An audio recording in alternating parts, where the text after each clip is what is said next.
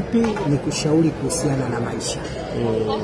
Katika maisha, kwanza kitu kikubwa kuliko vyote, kuwa mwingi wa kusikiliza kuliko kusema. Niwe mwingi wa kusikiliza kuliko kusema. Kwa sababu kusikiliza kunakupa nafasi ya kutafakari unayosikia. Na kusema kutakupa nafasi ya kutoa maelezo yanayostahiki kwa ulichokisikia. Hilo la kwanza. Lakini la pili, katika maisha usiwe na adui wa kudumu wala rafiki wa kudumu.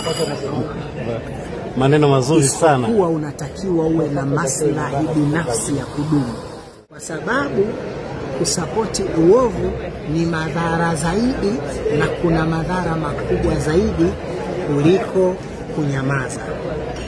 Ikiwezekana nyamaza pale unapoona uovu unaweza kutamalaki katika maisha yako au ya yule unayemkusudia.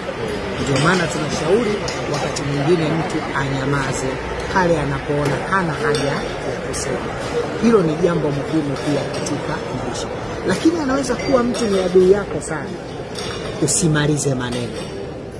Kwa sababu siku moja adui yako anaweza kuwa rafiki au msaada katika maisha yako. Dynamo anaweza kuwa rafiki yangu kweli. Tena anaweza kuwa msaada katika maisha yako. Labda mimi ndio hayo ndivyo yalivyo. Kabisa. Hivyo ndivyo alivyo. Nimesema upo wakati hata shetani anaweza kumsaidia mcha Mungu kwa malengo ya kumpoteza. Siku moja bwana mmoja mwezi wa Ramadhani anaswali swala 5, yuko ndani ya msikiti.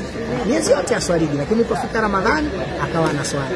Wakati yuko kwenye sala ya alasiri, msikiti ukataka kuvunjika, umwangukie ukuta hapo. Ibilisi akauzuia.